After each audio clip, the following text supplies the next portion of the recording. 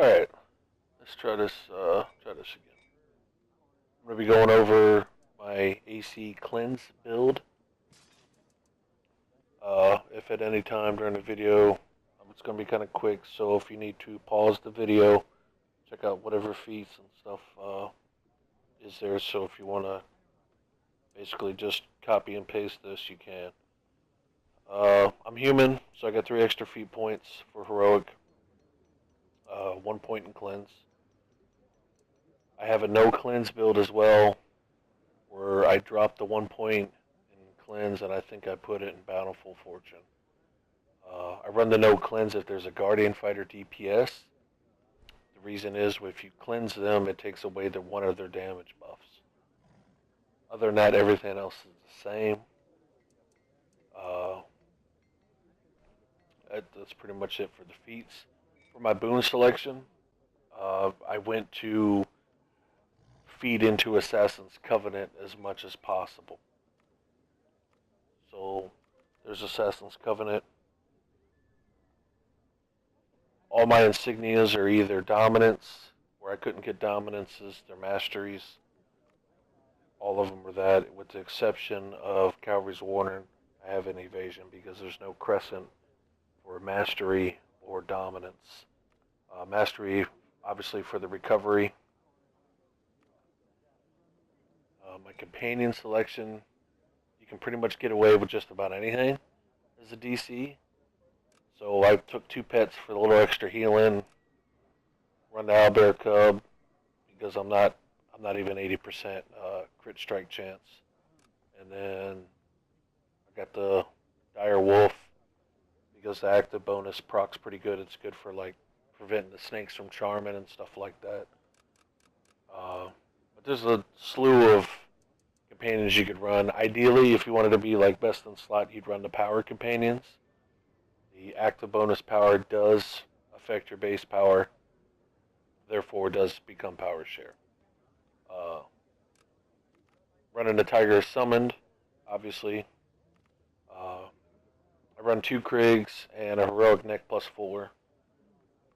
Since there's no crit recovery neck piece, I just put whatever on there. I run all Silveries for my companion, and then the 2 Krigs for the recovery and a little bit of crit. For boons,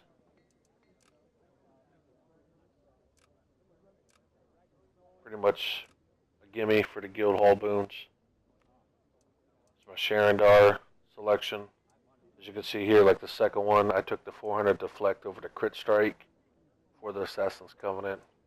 Pretty much all of my selections were for that. Obviously, since I'm ACDC, I take power over everything else. It's Dread Ring, Icewind Dale, Underdark, Tyranny. For Tyranny, I took Dragon's Fury for the crit sev for the heals and whatnot. When I do crit, little bigger heals. Maze Engine, there's a toss-up for the last one. I took Baphomet's Might, obviously for the extra crit. Another good one to take is Engine Inspiration. That's a good selection, and even Displace Fate would be fine too. So it's really a dealer's choice in that manner. It's Elemental Evil, there's King's Thunder, Cloaked Ascendancy, and then Chult. Dealer's choice again for the last pick. I took Death's Blessing just for the extra survivability. Impenetrable Jungle wouldn't be too bad either, but it's really up to you.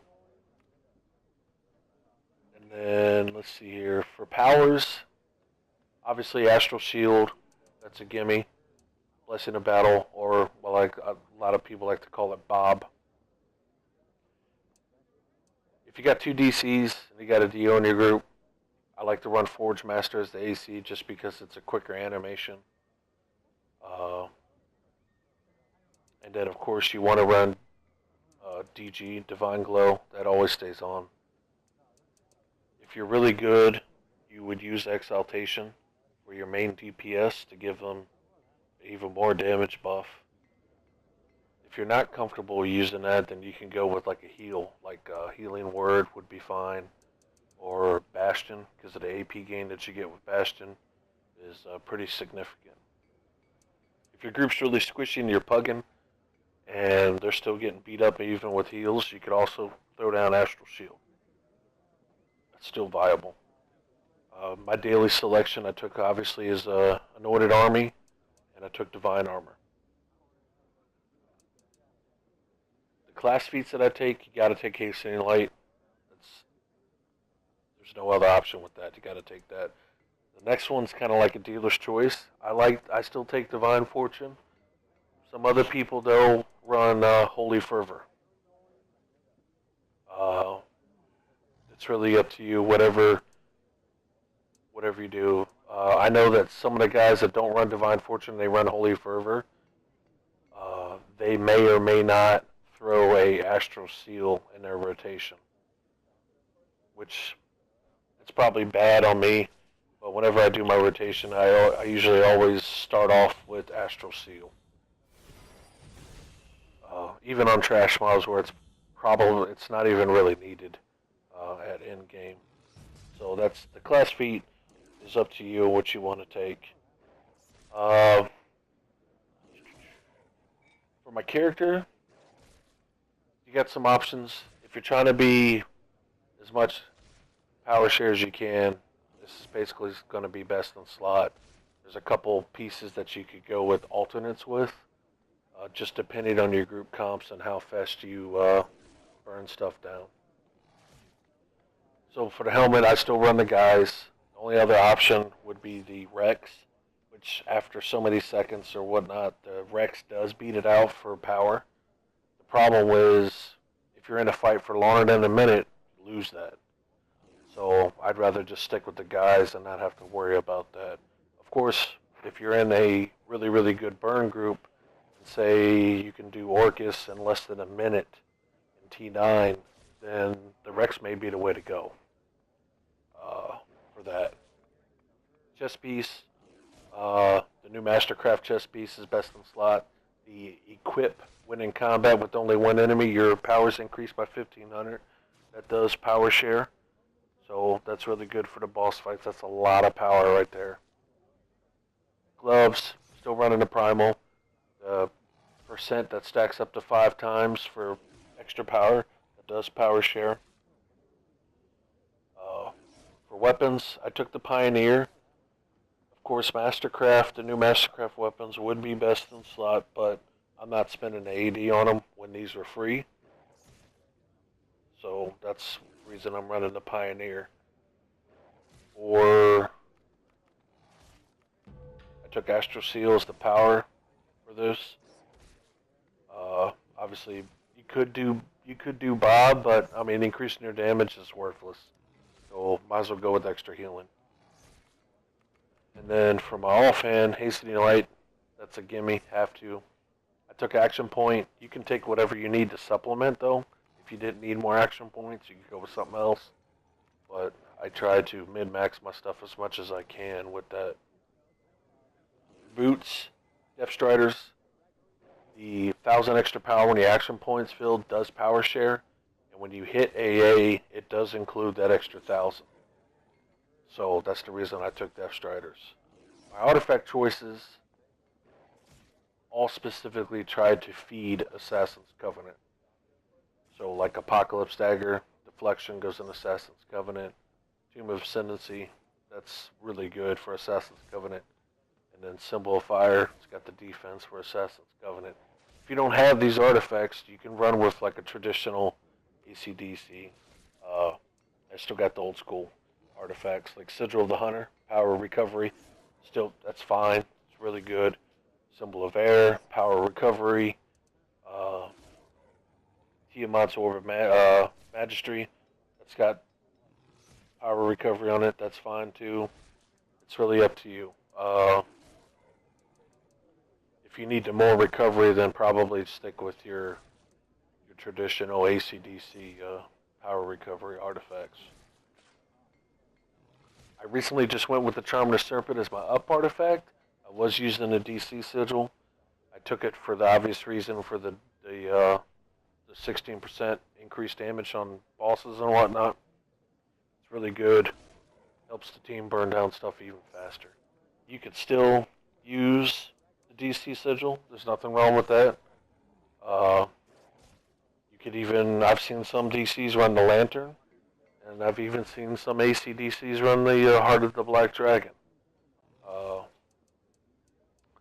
There's nothing wrong with either one. If you run the Heart, probably only run that for like trash mobs. So if you're just doing trash mobs and you come up to a group right here, you just turn around, spray, come back, and if you notice right up here, you got Artificer's Persuasion for 15 seconds. Heart of the Black Dragon is on cooldown for 15 since you didn't hit a target. So you can maintain 100% uptime of Artificer's Persuasion by doing that. That's a good strategy to keep your AP and all that other stuff up. I'm still running the old prelates because it's got power on it. And then I took the beaded sash because it's got 1400 power, and then the Fane neck because it's got 1400 power as well. There's other options with that. You can go with, I know some people went with, as soon as I find it, I think it's the bronze wood.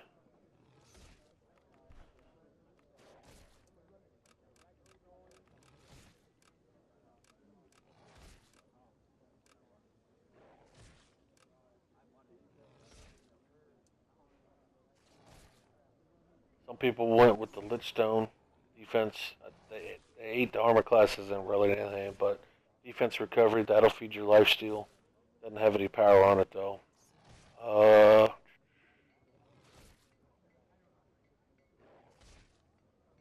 Yeah, I guess that was it. Yeah, that's the only hand I've seen other people use. Possibly was because of that. I took the Fane neck, like I said, because of the 1400 power. Crit, I don't mind critting, and recovery is always nice, and plus it's got that action point gain. But it's up to you. The Fane neck is probably more expensive there than that, so you can go with whatever you can afford. Reigns, power recovery on the Reigns. Ideally, what I want is a Grave Striker 4 and a 5, because they have more.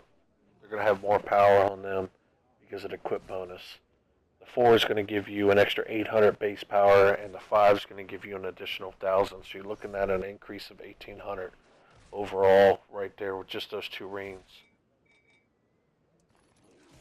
which I'm sure everybody knows by now what they look like. And those do affect your base power, so they do power share.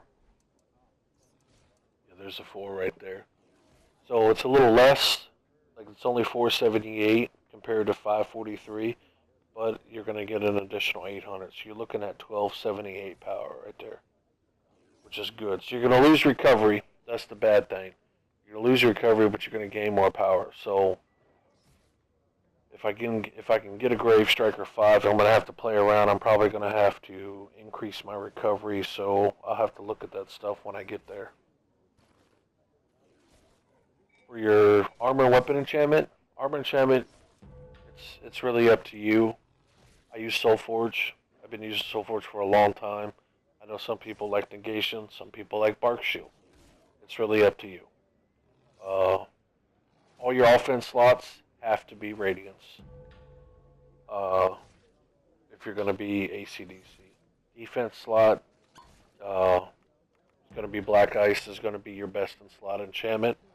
You can use alternatives. You can use Ozers or, Darks for lifesteal, defeat an Assassin's Covenant. You can even use Cruels. Cruels give you defense and deflect. It's really up to you what you got. For weapon enchantment, Frost. Frost is the best. Got a 50% uptime. If, for example, you're in a Kaji and there's 3 DCs, if somebody else is using a Frost, they don't stack. So you could get some alternative weapon enchantments. You could use like a Bronze Wood. You could use the Terror, uh, Plague Fire, although I really am not for a Plague Fire. It's really hard for a DC to maintain all three stacks. So to me, a Plague Fire wouldn't be viable. I'd rather use like a Bronze Wood or a Terror in that aspect over a Plague Fire. That's pretty much it. Obviously, your stats. I did charisma and wisdom. Uh, I know that some DCs in game drop uh, drop their wisdom and go strength for the crit strike chance for better heals or whatnot. I know that some DOs go that route too. It's really up to you. Me, if I'm AC, I don't care about that as much, so I just stuck with the traditional wisdom and charisma for that. Uh, Race doesn't really matter. I took human obviously because of the 3 extra heroic points are really good. The addition of that, some people may or may not know, is the versatile defense. That does feed into Assassin's Covenant. So there is that to go with it. Overall, if you're trying to be best in slot power share, then it's going to be Dragonborn or Ancestral Dragonborn because of the 3% increased power. I, however, am not. No, I'll stick with my feats, but it's up to you. I know some people run the half health because I know it's got the extra AP gain. You can run whatever you prefer. It doesn't really matter. That's pretty much it for your mounts. Your equip power.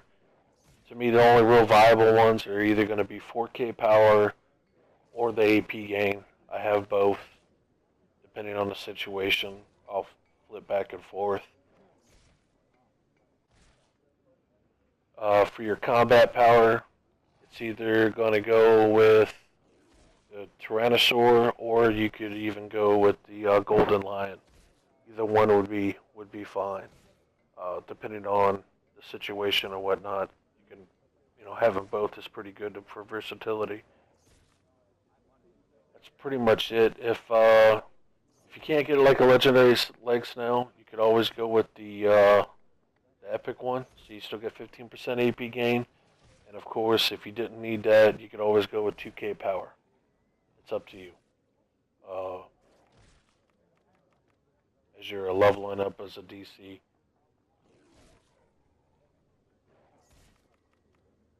That's pretty much it.